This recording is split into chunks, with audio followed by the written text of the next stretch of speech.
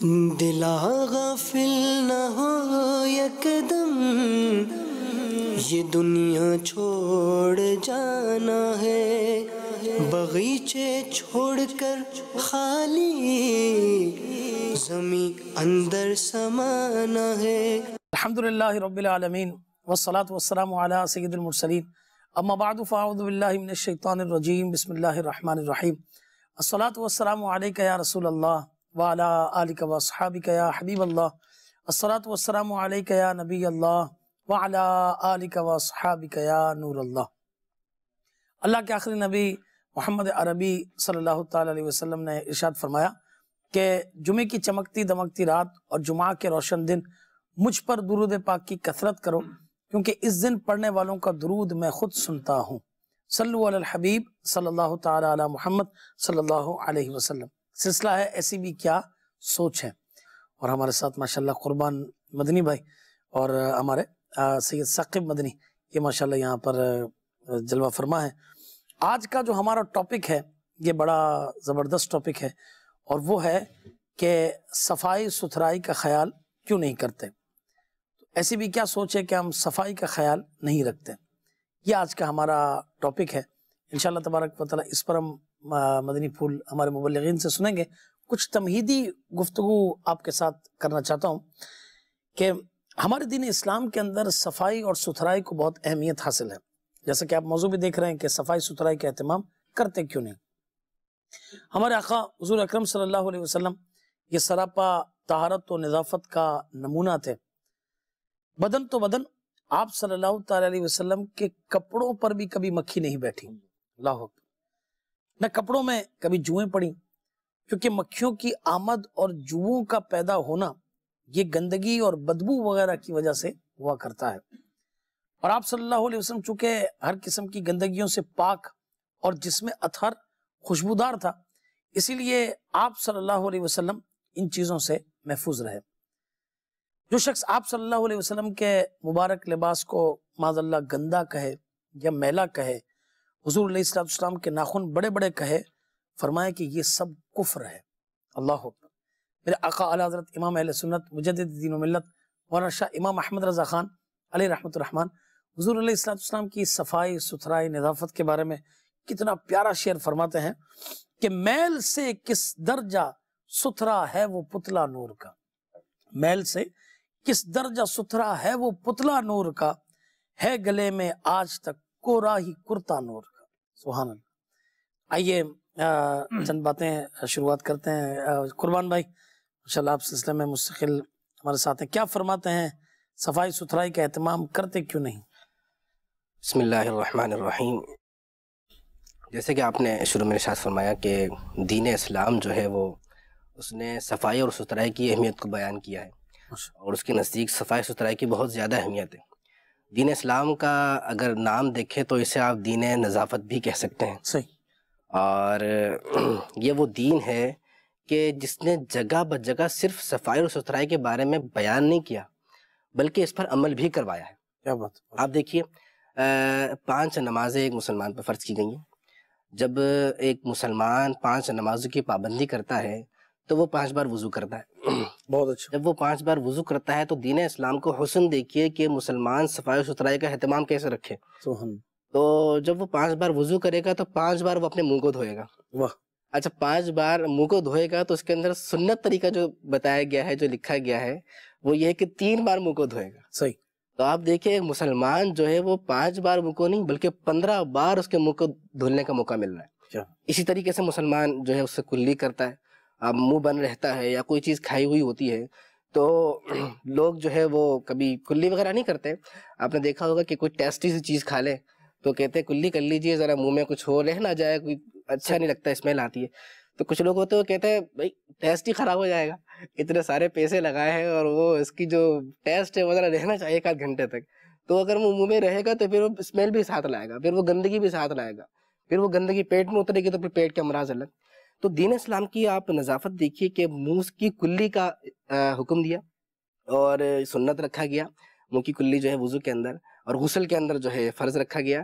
تو آپ دیکھیں جب مسلمان 5 بار وضو کے لیے کلی کرتا ہے تو 15 بار اسے جو ہے وہ کلی کرنے کا موقع مل رہا ہے. اسی طریقے سے آپ آگے بڑھتے ہیں تو وضو کے اندر اور چیزیں ایسی ہیں. یہ جو حصہ ہے انگلیوں کے بیچ کا حصہ, اسی طریقے آپ پاؤں کو لے لیجئے, پاؤں کے جو بیچ کا حصہ ہے, تو یہ جو حصے یہ نارملی عموماً توجہ نہیں رہتی اور دھلنے سے رہ جاتے ہیں, اور اس کو جو ہے وہ پھر یہاں میل جم جاتا ہے, کبھی پھٹ جاتے ہیں, خراب ہو جاتے ہیں. اب دیکھیے کہ وضو کے اندر خلال کرنے کی تعلیم دی گئی کہ انگلیوں کا خلال کیا جائے گا, اچھا پیروں کا الگ خلال کیا جائے گا. تو اگر آپ اسی طریقے سے آگے بڑھیں تو کھانا کھانے سے پہلے ہاتھ دھونے کی تعلیم دی گئی ہے, کھانا کھانے کے بعد ہاتھ دھونے کی تعلیم دی گئی ہے کہ کھانا کھانے سے پہلے اس لیے کہ جراثیم گندے وہ ہمارے اندر نہ چلے جائیں جس سے بیماریاں پھیلیں, ہاتھ دھو لیے جائیں, صاف کر لیے جائیں. اسی طریقے سے کھانا کھانے کے بعد تعلیم اس لیے کہ اس کی جو اسمیل ہے وہ ہاتھ گندے نہ ہو, اس سے بیماریاں نہ پھیلیں. تو یہ وہ ساری باتیں, یہ میں نے چند مثالیں پیش کی, مثالیں بہت ساری ہیں. یہ ساری وہ باتیں ہیں کہ جو بتاتی ہیں کہ دین اسلام دین فطرت ہے, جس نے ہمیں ہر وقت اپنے بدن, اپنے لباس, اپنی جگہ, ان سب کو پاک اور صاف ستھرا رکھنے کی تعلیم ارشاد فرمائی. کیا بات ہے, ماشاءاللہ. کیا فرماتے ہیں سید ثاقب شاہ صاحب؟ بسم اللہ الرحمن الرحیم. دین اسلام کے حوالے سے کہ اسلام ہمیں کتنی ہماری رہنمائی کرتا ہے اور کس احسن انداز میں اسلام ہماری رہنمائی کرتا ہے. اگر ہم غور کریں, قرآن پاک کو پڑھتے ہیں تو اللہ تبارک و تعالیٰ کے پسندیدہ لوگ اگر ہم دیکھیں, رب کو کون سے لوگ پسند ہیں. اللہ فرماتا ہے ان اللہ یحب التوابین و یحب المتطہرین, کہ اللہ خوب توبہ کرنے والوں کو اور خوب ستھرا رہنے والوں کو پسند فرماتا ہے. پتہ چلا کہ جو زیادہ توبہ کرتے ہیں, خوب توبہ کرتے ہیں, یہ اللہ کے پسندیدہ ہیں. اور دوسرا وہ کہ جو صفائی ستھرائی کا خیال رکھتے ہیں, یہ اللہ تبارک و تعالیٰ کو محبوب ہے. اور نبی پاک صلی اللہ علیہ وسلم کی ایک حدیث مبارکہ ہے, حضور فرماتے ہیں کہ جو صفائی ستھرائی ہے یہ ایمان کا حصہ ہے. ایمان کا حصہ اسے نبی پاک صلی اللہ علیہ وسلم نے قرار دیا. اچھا, اگر ہم یہ جس طرح ہمارے قربان بھائی ارشاد فرما رہے تھے, اگر ہم نماز کے لیے جاتے ہیں اور وضو کرتے ہیں, دن میں 5 مرتبہ ہم وضو کا اہتمام کرتے ہیں, ہمیں چہرہ دھونا پڑتا ہے. اگر سارا سلسلہ دیکھیں تو اسلام کا حسن دیکھیں, کتنا پیارا حسن ہے کہ ہماری عبادت جو ہم نے خالص رب تعالیٰ کی عبادت کرنی ہے, اس کو بھی اللہ تبارک و تعالیٰ نے صفائی کے ساتھ کتنا جوڑ دیا, کتنا جوڑ دیا. یہاں تک کہ اگر ہم قرآن پاک پڑھتے ہیں, اللہ تعالیٰ فرماتا ہے وَرَبَّكَ فَكَبِّرْ وَثِيَابَكَ فَطَهِّرْ, اور اپنے رب کی بڑھائی بیان کرو اور اپنے کپڑے ستھرے رکھو اور گندگی سے دور رہو. یعنی کہ اس میں تعلیم امت کتنی ہے. نبی پاک صلی اللہ علیہ وسلم کو حکم دیا گیا اور ہمارے لیے یہ تعلیم امت ہے کہ ایک تو اپنے رب کی بڑائی بیان کرنی ہے, اور دوسرا اپنے کپڑے صاف رکھنے ہیں اور گندگی سے دور رہنا ہے. اسلام ہماری رہنمائی کتنی کرتا ہے. اس لیے ہمیں اسلام کے مطابق, شریعت کے مطابق صفائی ستھرائی کا خاص لحاظ رکھنا چاہیے. اگر ہم دیکھیں بھی نا تو صفائی ستھرائی کا ہمارے ہاں جہاں پر رجحان کم ہوتا جا رہا ہے, اس اعتبار سے کہ ہم بعض اوقات ہماری توجہ نہیں ہوتی اور اس جگہ پہ صفائی کی کس قدر ضرورت ہوتی ہے. صحیح. اچھا, مثال کے طور پر اگر ہم دانتوں کا خلال لے لیں, اس میں کتنا کمال ہے, اس کی صفائی کا کتنا لحاظ رکھا گیا. نبی پاک صلی اللہ علیہ وسلم نے جو ہمیں مسواک کرنے کا حکم دیا یا اس کا اہتمام, پھر کانوں کی صفائی ہے, پھر ناخنوں کی صفائی ہے, پھر بدن کی صفائی ہے, پھر ہم نماز کے لیے کھڑے ہیں یا گھر میں رہتے ہیں گھر کی صفائی ہے, ہم صفائی کر کے اٹھائیں کوڑا اور اٹھا کر باہر پھینک دیں, اس چیز سے بھی منع کیا گیا. مطلب یہ ہے کہ اسلام اتنا پیارا اور مبارک دین ہے کہ یہ ہمیں رہنے سہنے, گلی محلہ, جہاں پر ہر معاملے میں الحمدللہ ہمیں صفائی کا ہی درس دیتا ہے. آخر زمان صلی اللہ علیہ وآلہ وسلم ارشاد فرماتے ہیں ہمیں سمجھانے کے لیے, ترغیب کے لیے بھی, کہ بے شک اسلام صاف ستھرا دین ہے. کیا بات ہے. ایک اور روایت میں ہے کہ اللہ پاک نے اسلام کی بنیاد صفائی پر رکھی ہے. کیا بات. تو تم بھی نظافت حاصل کیا کرو, کیونکہ جنت میں وہی شخص داخل ہوگا جو ظاہر و باطن میں صاف ستھرا ہوگا. کیا بات. ایک اور مقام پر اللہ کے نبی صلی اللہ علیہ وسلم نے ارشاد فرمایا جو لباس تم پہنو تو صاف ستھرا رکھو, یعنی جو لباس پہن رہے ہو اسے صاف ستھرا رکھو, اور اپنی سواریوں کی دیکھ بھال کیا کرو, اور تمہاری ظاہری شکل و صورت ایسی صاف ستھری ہو کہ جب لوگوں میں جاؤ تو وہ تمہاری عزت کریں. کیونکہ یہاں سے جو میں بات عرض کرنا چاہ رہا ہوں وہ یہ ہے کہ دین اسلام نے اس بات پر بھی زور دیا ہے کہ ایک مسلمان کو تکلیف نہ پہنچے اور دوسرا مسلمان گناہ میں نہ پڑے. اب اگر ایک شخص کے کپڑے گندے ہوں گے، اس کے بدن سے بدبو آئے گی، اس کے منہ سے بدبو آئے گی، تو فضیل بھائی آپ بتائیں وہ جب کسی دوسرے سے بات کرے گا وہ کس طریقے سے بات کرے گا سامنے والا سے؟ اس کو اذیت پہنچے گی. مسلمان کو اذیت پہنچانے سے بچانے کے لیے اسلام نے اس پہ تاکید کی ہے کہ وہ اپنے کپڑے کو صاف رکھے، اپنے منہ کو صاف رکھے. اور اگر کوئی نہیں بھی ہے، یعنی سامنے کوئی شخص نہیں ہے لیکن اس کو نماز پڑھنی ہے، تو ارشاد فرمایا نماز سے پہلے بھی منہ کی صفائی ضروری ہے. نماز سے پہلے بھی کپڑوں کی صفائی ضروری ہے، کیونکہ اس سے فرشتوں کو بھی اذیت پہنچتی ہے. ایک تو یہ بات ہو گئی، اور دوسری ہے کہ دوسرا مسلمان گناہ میں نہ پڑے، تکلیف میں نہ پڑے. دوسری وجہ کیا ہے؟ گناہ میں نہ پڑے. اگر ایک شخص کے پاس سے بدبو آئے گی، اس کے منہ سے اسمیل آئے گی، اب وہ چلا گیا، اب جو پیچھے جو شخص ہے جو مسلمان ہے اس کو اذیت تو ہوئی ہے، لیکن اس کے ساتھ ساتھ وہ گناہ میں بھی پڑ سکتا ہے. غیبت کر سکتا ہے اس کی، کہ دیکھو اس کے پاس سے کسی اسمیل آتی ہے، اس کا گھر دیکھو کیسا تھا، اس کا منہ دیکھو بظاہر جو ہے اتنا اچھا بنتا ہے اور اس کے منہ سے ایسی اسمیل ہے. تو یہ وہ دو وجوہات ہے کہ بالخصوص جن کا خیال رکھنے کی وجہ سے بھی اسلام نے اس بات کی تاکید کی ہے کہ آپ جو ہے صاف ستھرے رہیں. آپ نے بہت اچھی بات فرمائی. مدنی چینل کے ناظرین، اگر ہم صفائی کو لیں تو اس کو جو نا ہم کیٹیگرائز کریں، ایک ذاتی صفائی، پرسنل صفائی، اور ایک جو ہے وہ انوائرمنٹل صفائی ستھرائی. اگر آپ اس کو انوائرمنٹل کلینلینس اگر آپ اس کو کہہ لیں، ٹھیک ہے نا، اور ایک سیلف کلینلینس کہہ لیں، ٹھیک ہے. اچھا، ذاتی صفائی میں سر کے بالوں سے لے کر پیر کے ناخنوں تک، بالوں میں تیل لگا ہونا، صاف ستھرے ہونا، داڑھی شریف یہ صحیح ہونا، اس طریقے سے ناخنوں کا معاملہ، آنکھوں کا معاملہ، ناک کا معاملہ، منہ کا معاملہ. منہ کے معاملے پر آپ دیکھیں میرے سامنے اس وقت ایک حدیث پاک کے موجود ہے کہ اللہ کے آخر نبی صلی اللہ تعالی علیہ وسلم نے ارشاد فرمایا کہ طیبوا افواہکم بالسواک فإنها طرق القرآن. اپنے منہ کو مسواک کے ذریعے صاف رکھو کیونکہ یہ قرآن کا راستہ ہے. سبحان اللہ، اللہ اکبر. جبکہ ایک روایت میں ہے کہ امت کے مشقت میں پڑھنے کا خیال نہ ہوتا تو میں ہر نماز کے وقت ان کو مسواک کا حکم دیتا. سیدی اعلیٰ حضرت امام اہل سنت مجدد دین و ملت امام احمد رضا خان فاضل بریلوی رحمۃ اللہ تعالی نے اس حوالے سے فرمایا کہ حدیث سواک یعنی مسواک والی حدیث پاک کا سبب یہ ہے کہ لوگ میلے کچیلے دانتوں کے ساتھ اللہ کے رسول صلی اللہ علیہ وسلم کے پاس آئے تو آپ صلی اللہ علیہ وسلم نے فرمایا کہ مسواک کیا کرو اور میرے پاس میلے کچیلے دانتوں کے ساتھ مت آیا کرو. اگر مجھے امت کی مشقت کا لحاظ نہ ہوتا تو میں ان پر ہر نماز کے وقت یہ مسواک فرض کر دیتا. اب آپ مجھے بتائیے کہ اسلام نے کتنی صفائی کی اہمیت پر یہ زور دیا ہے. اسی طریقے سے لباس ہے.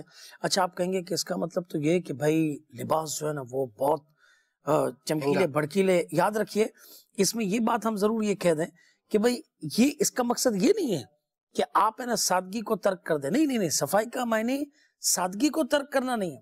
سادگی ہو اور صفائی ستھرائی بھی ہو. سادگی الگ چیز ہے، گندگی الگ چیز ہے، امیری الگ چیز ہے، غریبی یعنی صفائی ستھرائی میں امیری غریبی کا تعلق نہیں ہے. صحیح. جو امیر ہے وہ صاف ستھرا رہ سکتا ہے، جو غریب وہ نہیں رہ سکتا. صحیح. اچھا، اسی طرح کوئی سادہ لباس پہنا ہوا ہے یا سادگی والی زندگی گزار رہا ہے تو اب اس کا مطلب یہ نہیں ہے کہ وہ گندا ہے. صحیح. لیکن جو گندگی ہے اس میں اسمیل ہوگی، گندگی ہوگی، لیکن جو سادگی ہے اس پہ ایک سادہ سا لباس ہوگا.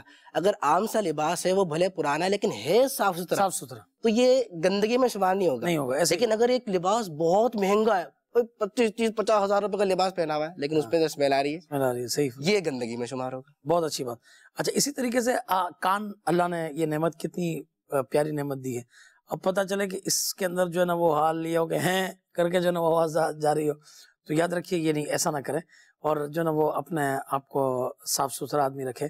اس طریقے سے جسم کی صفائی کا بھی بھرپور یہ خیال کریں. انشاءاللہ تبارک و تعالی ہم ان چیزوں کا خیال رکھیں گے تو اللہ نے چاہا تو بڑا زبردست معاملہ یہ ہو جائے گا. اچھا، میں ایک یہاں پہ وہ کرنا چاہ رہا ہوں کہ ہمارے یہاں یہ معاملہ ہے کہ آج کل آرٹیفیشل دور ہے. ہم انوائرمنٹل کلیننس پہ بھی آتے ہیں، گھر کی صفائی، صحن کی صفائی ستھرائی پہ. اپنے آپ کو صاف ستھرا کرنے کے لیے ایک تو چلے آدمی وہ جو ہے نا وہ یعنی وہی کرتے ہیں کہ وہ دھوئیں گے نہیں اپنے. اب سردیاں ہیں نا تو 7-7 8-8 دن جو ہے نا وہ نہانے میں او بھائی اس کے نیچے کس طرح جو ہے نا وہ شاور کے نیچے کھڑے رہیں گے، کس طرح نہائیں، ٹھیک ہے نا. بعض جگہوں پر گرم پانی کا اہتمام وہ نہیں ہوتا. اب وہ کیا کرتے ہیں کہ اس کے جو آرٹیفیشل طریقے ہیں وہ رولر لگا رہے ہیں، وہ اسپرے سے اتنا جسم میں کہ وہ پتہ چلے لفٹ کے اندر بیٹھے تو پتہ چل جائے کہ لگتا ہے آدھی بوتل جو ہے وہ آج حضرت نے ختم کر دی ہوگی.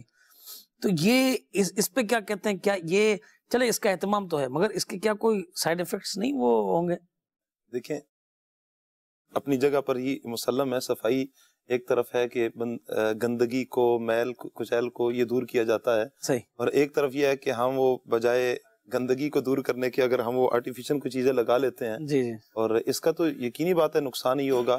بظاہر تو تھوڑی دیر کے لیے شاید ہمارا دل مطمئن ہو جائے، کسی کا دل مطمئن ہو نہ ہو، اپنا دل مطمئن ہو جائے کہ میں نے صفائی ستھرائی کا اہتمام کر لیا ہے، لیکن حقیقت حال یہ ہے کہ وہی گندگی ہے اور جراثیم کا اندر چلے جانا، بیماریوں کا بڑھ جانا، یہ تو مسلم ہے، اپنی جگہ پر ہے۔ تو وہ بات ہو گئی نا کہ حضرت میں جیسے ویسے کرتا ہوں سمجھانے کے لیے کر رہا ہوں کہ جیسے نیچے گوبر ہے اور اس کے اوپر چاندی کا ورک لگا دیا، اب کتنا خوبصورت لگ رہا ہے۔ یا وہ جیسے نیچے آپ دیکھیں گھاس اگی ہوتی ہے، گارڈن میں جاتے ہو تو وہ گھاس کسی ہری بھری لہلہاتی کتنی خوبصورت نظر آ رہی ہوتی ہے، لیکن اس کے نیچے جو ہے وہ کھاد بچھی ہوئی ہوتی ہے۔ صحیح فرمایا۔ تو جب آپ یہ چاہ رہے ہیں کہ آپ کے بدن سے خوشبو آئے، یعنی اس کا مطلب یہ کہ آپ یہ چاہتے ہیں کہ آپ صاف ستھرے رہیں، صحیح ہے نا، صاف ستھرے نظر بھی آئے۔ جب آپ کی خواہش ہے کہ آپ صاف ستھرے رہیں، صاف ستھرے نظر بھی آئے، تو اس کا اہتمام صرف پرفیوم لگانے سے نہیں ہوگا، اس کا اہتمام اس گندگی کو پراپر طریقے سے دور کرنے سے ہوگا۔ پہلے نہانا پڑے گا۔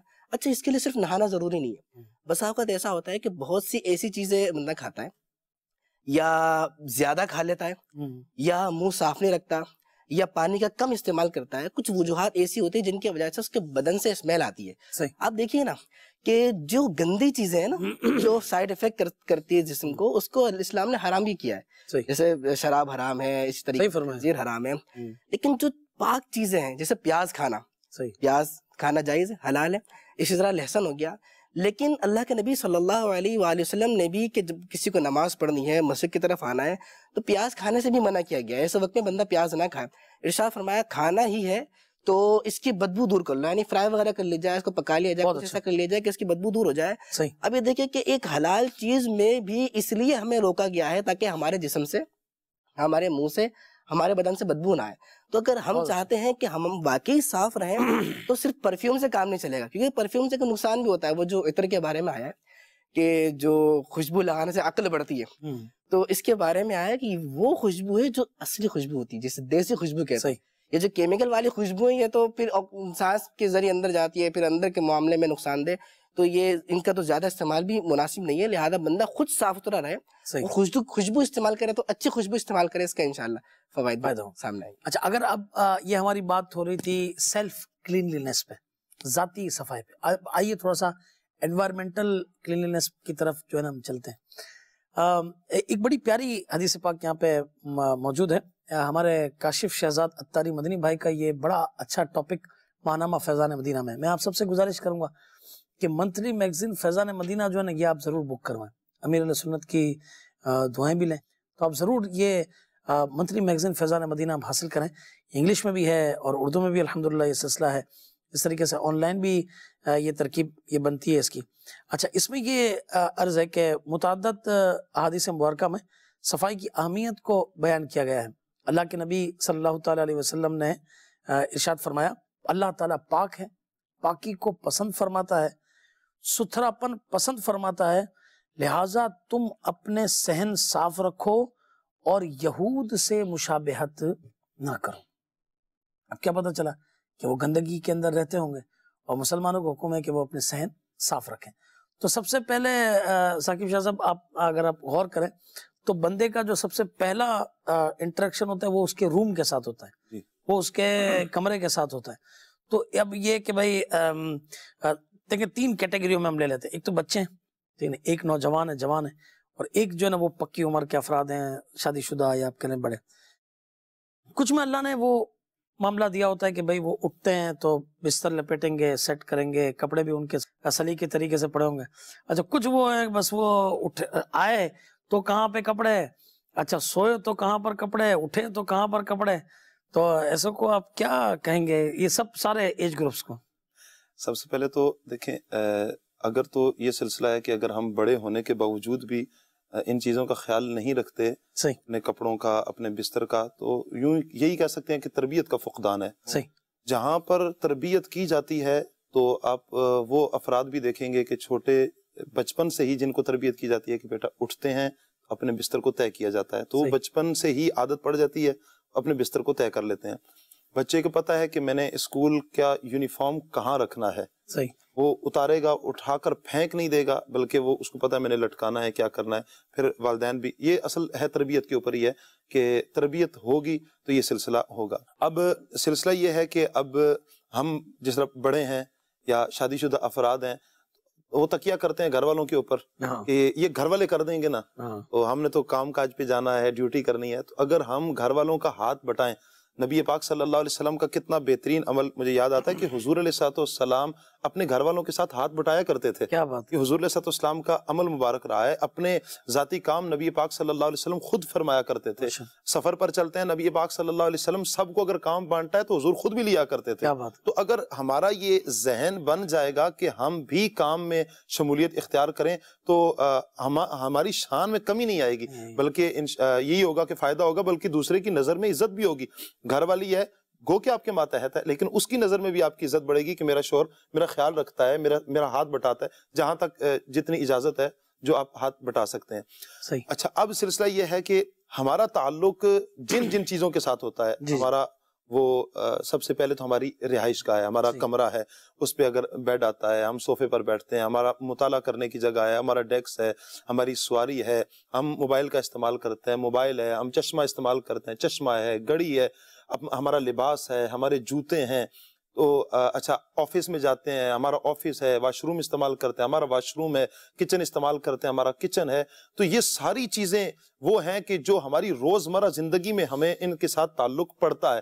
تو ان ساری چیزوں کی صفائی ستھرائی کا لحاظ ہر دو صورت میں ہمیں رکھنا پڑے گا. ثاقب بھائی دیکھیں, ہمیں یہ سمجھ میں آنے والی بھی بات ہے نا فضل بھائی, چیز میں استعمال کر رہا ہوں, ٹھیک ہے, دوسرا بھی کر سکتا ہے, دوسرے کی بھی اپنی ذمہ داری ہے, لیکن چیز میں استعمال کر رہا ہوں تو صحیح ہے خراب ہے, اب اس کی صفائی ستھرائی کا اہتمام میں نے کرنا ہے. اب وہ میں کسی سے کرواؤں یا میں خود کروں, بہرحال اس کی ذمہ داری ہے میری کہ میں نے کروایا. اب میں کنگا یوز کر رہا ہوں اور وہ کنگا ایسا ہو گیا ہے کہ وہ چیخ چیخ کے زبان حال سے وہ صدائے بلند کر رہا ہے کہ مجھے دھو دیا جائے برائے کرم, کچھ ذرا خرچہ مجھ پہ بھی کر دیا جائے. جس تکیے پہ میں سو رہا ہوں وہ زبان حال سے صدائے بلند کر رہا ہے کہ اس پہ دائرہ بن گیا ہے, دنیا کا نقشہ اس پر آ گیا ہے, مٹایا جائے, تکیے پہ نقشہ اچھا نہیں لگ رہا ہے. ہمارے بستر دیکھیں, جوتے دیکھیں, چپلیں دیکھیں, یعنی وہ لی جس دن وہ نہیں تھی شادی میں یا ایکسرسائز یا ویسے چوریوں کی کسی نے لے لی, پڑ گئی. اب لے لی وہ جو ایک آدھ دن وہ ایک بار لی تھی, نہیں ایک بار دیکھ لی تھی صاف ستھری, اب وہ گھس جائے گی یا تو چوری ہو جائے گی یا پھٹ کے ڈسٹ بن میں چلی جائے گی, لیکن وہ دھلے گی نہیں. یہ کیا چیزیں ہیں؟ ضروری تو نہیں ہے نا کہ مطلب میں کیوں دھوؤں, آپ نہیں دھوئیں, لیکن اتنا تو ہمیں سینس رکھنا چاہیے نا کہ ہم دھلوا لیں, ہم اس کا اہتمام کروا لیں. دیکھیں, اگر ہمارا آس پاس کا ماحول صاف ہوگا, ہمارا بدن صاف ہوگا اور ہمارے جو اطراف کی چیزیں وہ صاف ہوں گی, تو یہ ہمارے بدن اور ہماری صحت کے جو ہماری جو سوچ ہے اس کے صحت مند ہونے میں مددگار ثابت ہوگا. بہت اچھے, بہت اچھے. بندے کا ذہن جو ہے وہ صحت مند ہوگا نا, اس کا بدن صحت مند ہوگا تو وہ دین کے بھی بہت سارے کام کر سکتا ہے بخوبی اچھے انداز سے, وہ دنیا کے بھی اچھے خاصے کام کر سکتا ہے. ایک ریسرچ میں یہ بات آئی کہ ہاسپٹل میں آدھے سے زیادہ جو بیڈ پر مریض ہوتے ہیں وہ گندگی کی وجہ سے ہوتے ہیں. وہ الگ بات ہے, کسی کو کوئی نہ کوئی بیماری ہے, بہت ساری بیماریوں کی وجہ سے بھی ہوتے ہیں, لیکن جڑ میں جب جائیں, کہا جب بنیاد پر جا کے آپ دیکھیں گے تو کوئی نہ کوئی گندگی کی وجہ سے ہوگی. یا تو اپنے صفائی کا خیال نہیں رکھتے ہوں گے, اپنے پیٹ کا خیال نہیں رکھا ہوگا, منہ کی صفائی کا خیال نہیں رکھا ہوگا, لباس کا خیال نہیں رکھا ہوگا, جہاں بیٹھتے ہیں وہاں کا خیال نہیں رکھا ہوگا, کھاتے پیتے ہیں وہاں کا خیال نہیں رکھا ہوگا. کوئی نہ کوئی ایکسوائزی ایسی بات ہوئی ہوگی جس کی وجہ سے ان کو بیماری لگی, اور پھر وہ بڑھتے بڑھتے کسی موذی بیماری میں جو ہے وہ کنورٹ ہو گئی. تو ہم جو ہے سب سے پہلے اگر ہم چاہتے ہیں کہ ہم کچھ اچھا کر لیں, دنیا میں کچھ بڑا کر لیں, دین کی زبردست خدمت کر لیں, عبادت میں ہمیں خوشی خضو نصیب. آپ دیکھیں, خوشبو لگی ہوئی ہو, بدن صاف ستھرا ہو, منہ سے بھی جو اسمیل نہیں آ رہی ہو, بندہ نماز پڑھے, کیا خوشی خضو نصیب ہو. کیا بات ہے. اور جب بدن سے ہی اپنے اسمیل آ رہی ہو, کیا کام کر سکے گا, اس سے اپنا کام نہیں ہوگا.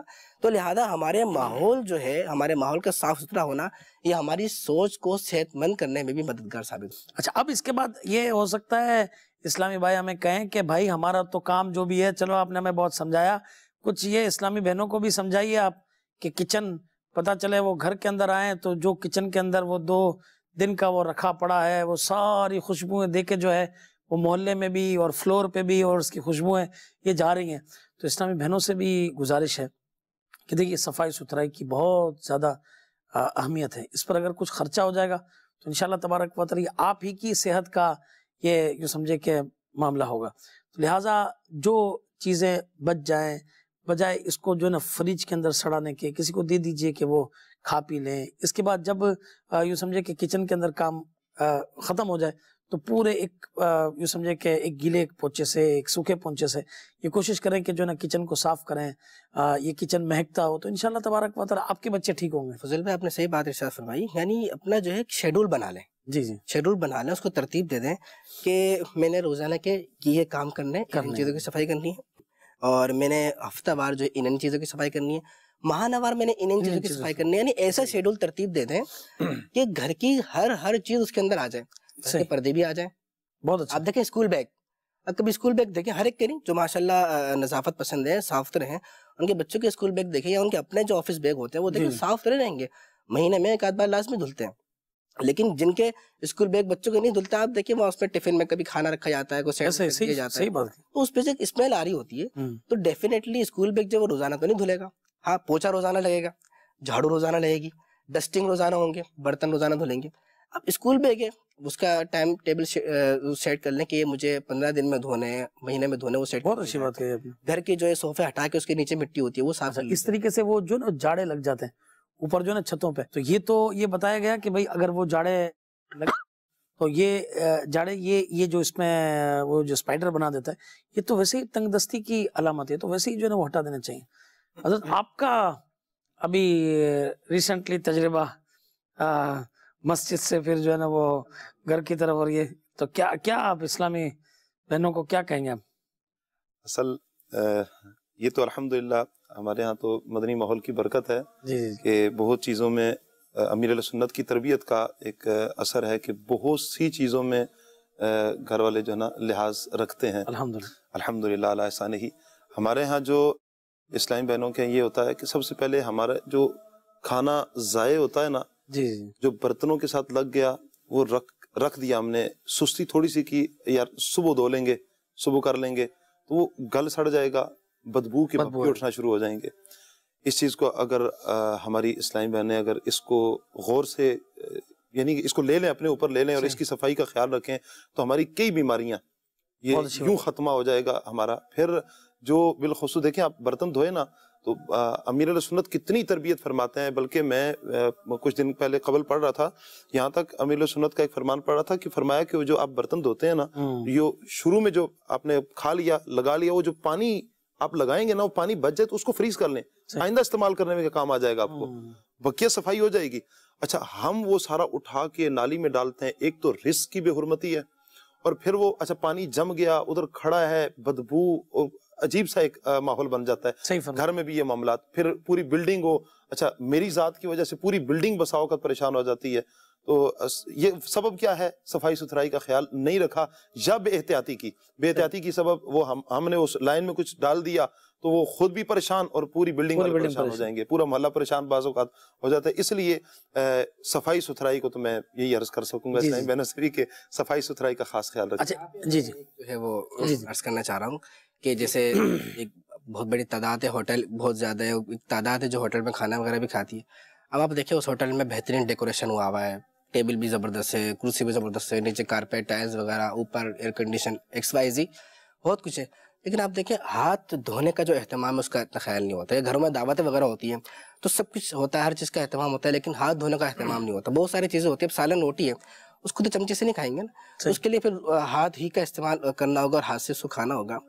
تو ہم جہاں اتنا انوائرمنٹ فراہم کر رہے ہیں, اتنا کچھ ہم کر رہے ہیں, تو وہاں پر ہاتھ دھونے کا بھی اہتمام کر لیا جائے. ایک تو اگر سنت کی نیت سے بھی کریں گے نا کہ یہ ہاتھ مسلمان دھوئیں گے, سب مسلمان ہاتھ دھوئیں گے, ہم بھی ہاتھ دھو کے کھانا کھائیں گے, تو انشاءاللہ اس کا ثواب بھی ملے گا کہ مسلمان سنت پر عمل کر لیں گے.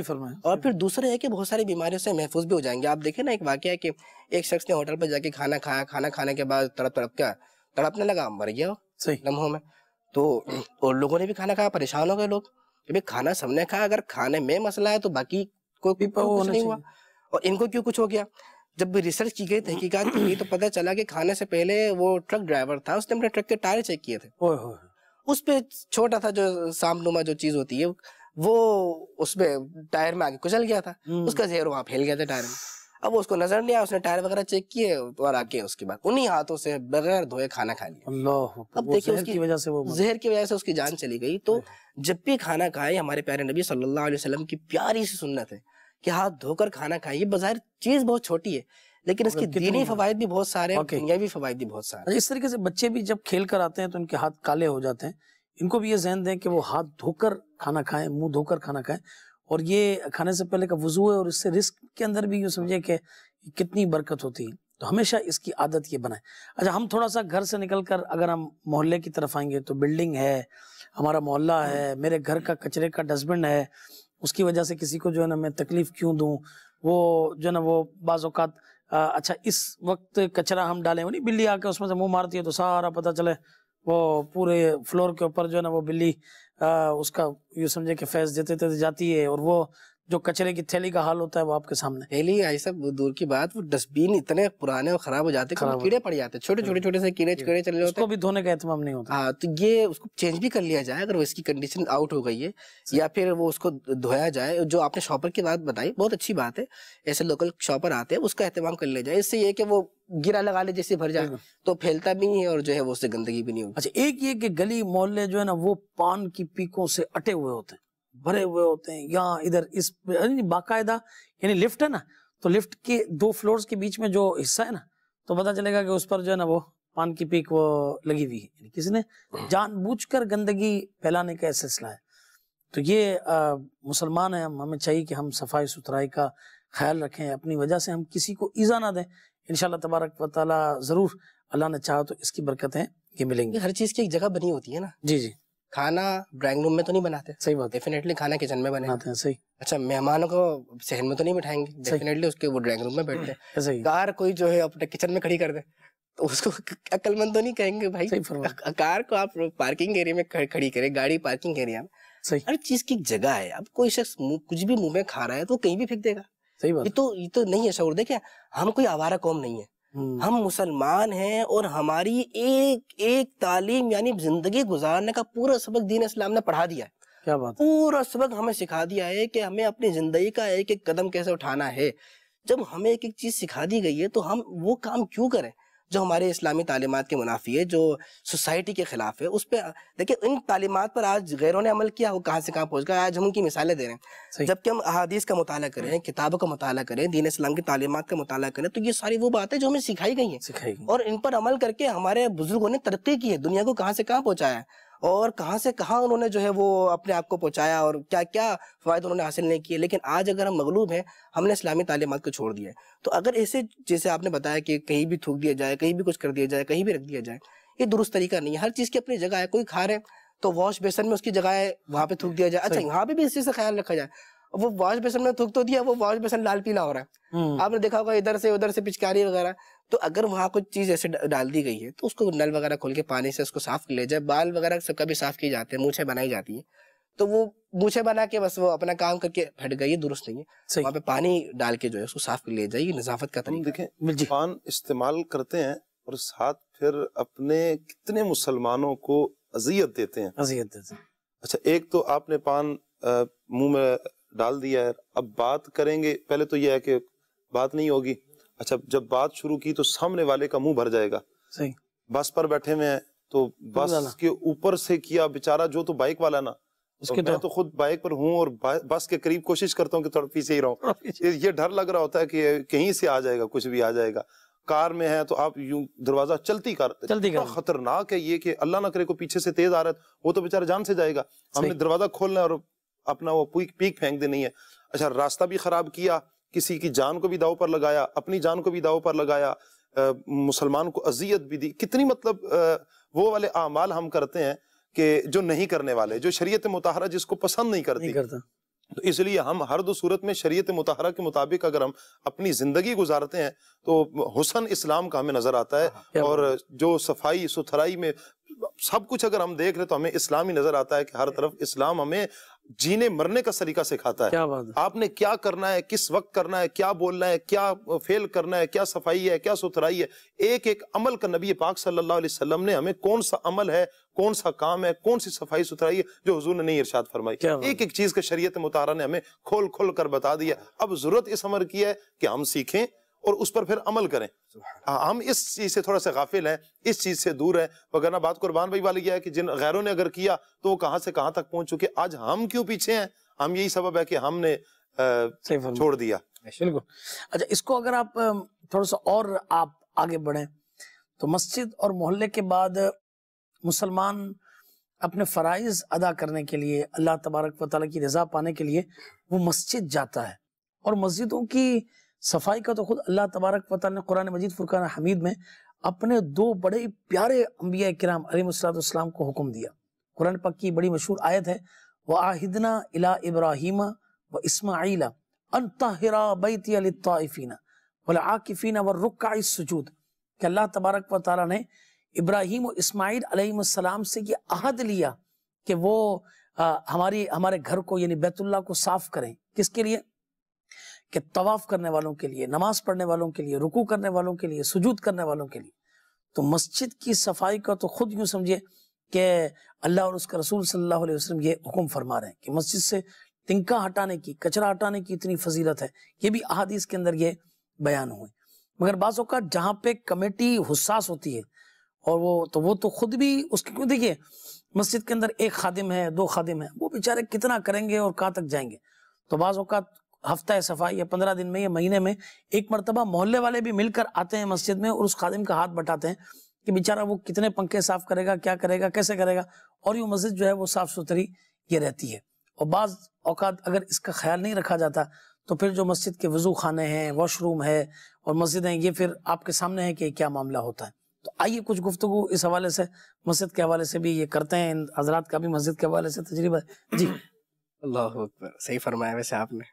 میں یہاں پہ ایک حدیث پاک کوٹ کرتا ہوں، پھر اس پہ عرض کرتا ہوں. اللہ کے نبی صلی اللہ علیہ وآلہ وسلم نے ارشاد فرمایا کہ محلوں میں مسجدیں بناؤ. اس بات کا حکم دیا. سبحان اللہ. اور یہ بھی حکم دیا کہ وہ صاف اور خوشبودار رکھی جائے.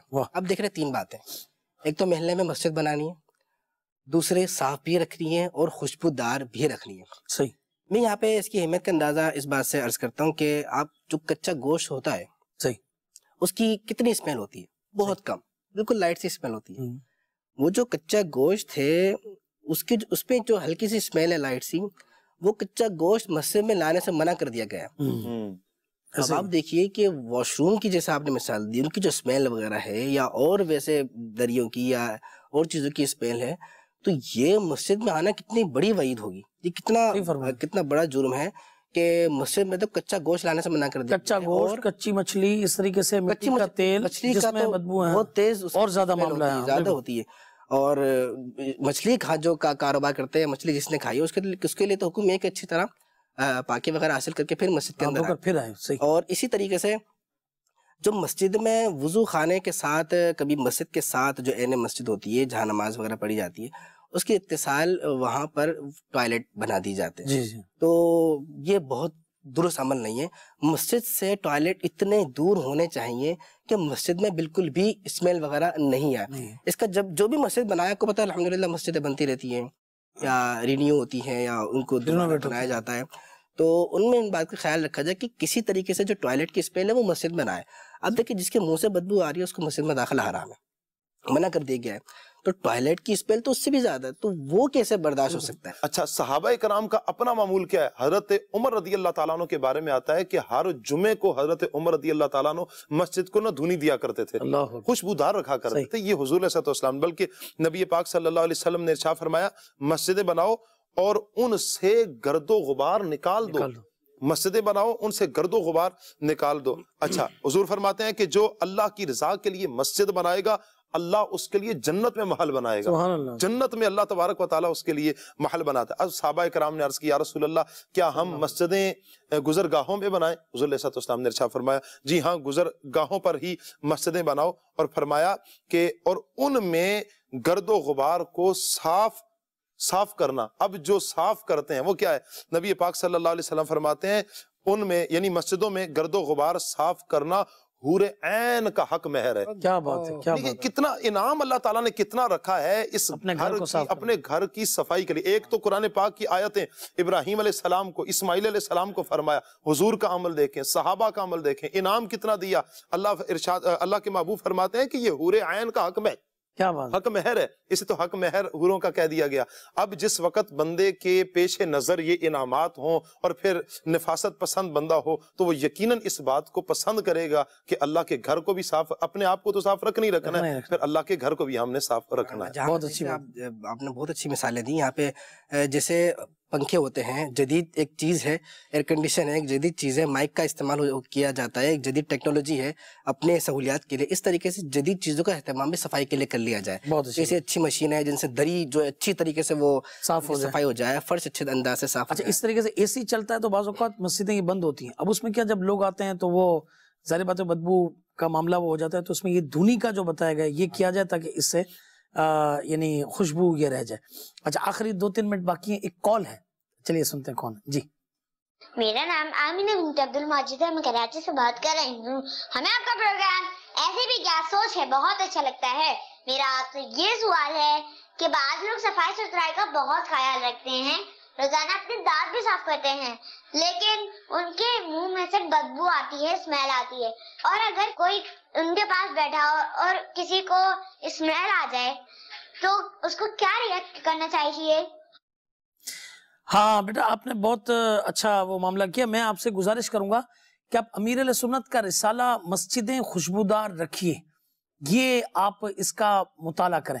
اس میں امیر علیہ سنت نے جو ہے نا وہ پورا سارا اس کے اندر یہ کہا ہے کہ کیا بعض اوقات کچھ قسم کی غذائیں کھا کر جو ہے وہ منہ میں بدبو ہو جاتی ہے. اچھا، منہ میں بدبو رہنے کا جو اصل وجہ یہ کہ کھانا کھا کر منہ کو اچھی طرح صاف نہیں کیا جاتا. وہ کس طرح؟ امیر علیہ سنت نے اس رسالے میں کلی کرنے کا طریقہ بھی بیان کیا ہے کہ پانی منہ میں رکھ کر تھوڑی دیر اس کو گھمائیں، ٹھیک ہے نا، تو انشاءاللہ تعالیٰ صحیح ہو جائے گا. اچھا، آپ نے سب کچھ کر لیا اور آپ اپنے گلے کو بھول گئے.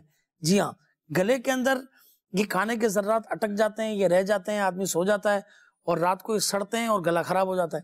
اس کو اچھی طرح غرغرہ یہ کریں، یہ سارے معاملات آپ کریں. اچھا، اس کے اندر جو ہے امیر علیہ سنت نے ایک منہ کی بدبو کا علاج بھی بتایا ہے، وہ بھی سن لیں کہ اگر منہ میں بدبو آتی ہو تو ہرا دھنیا چبا کر کھائیے، نیز گلاب کے تازہ یا سوکھے ہوئے پھولوں سے دانت مانجیے، انشاءاللہ تبارک و تعالیٰ یہ فائدہ ہوگا. اگر پیٹ کی خرابی کی وجہ سے منہ میں بدبو آتی ہے تو فرمایا کہ کم کھائیے. ایک اور علاج دیا ہے کہ اللہم صلی وسلم علی النبی الطاہر، اللہم صلی وسلم علی النبی الطاہر، اللہم صلی وسلم علی النبی الطاہر. جو کوئی موقع با موقع ایک ہی سانس میں 11 مرتبہ درود پاک پڑھے تو انشاءاللہ تبارک و تعالیٰ اس کی بدبو بھی دور ہو جائے گی. تو یہ جب پریکٹس کریں گے تو یہ معاملہ یہ صحیح ہو جائے گا. ایسا نہ پتہ چلے آپ سانس روکیں اور یہاں کچھ ہمارے معاملہ، تو یعنی یہ آپ پریکٹس کریں گے تو انشاءاللہ عز و جل یہ سارے معاملہ ٹھیک ہو جائیں گے. تو آج کا جو ہمارا سلسلہ تھا یہ تھا کہ صفائی ستھرائی کا اہتمام کیوں نہیں کرتے. تو نیت کریں کہ انشاءاللہ تعالیٰ اپنے گھر بار، جوتے، کپڑے، امامے، اس طریقے سے اپنے جو بھی لباس پہنتے ہیں، کمرہ ہے، گھر ہے، محلہ ہے، مسجد ہے، اس کو خوب جو ہے وہ صفائی ستھرائی کا اہتمام کریں گے. اللہ تعالیٰ پسند کرتا ہے صفائی ستھرائی رکھنے والوں کو.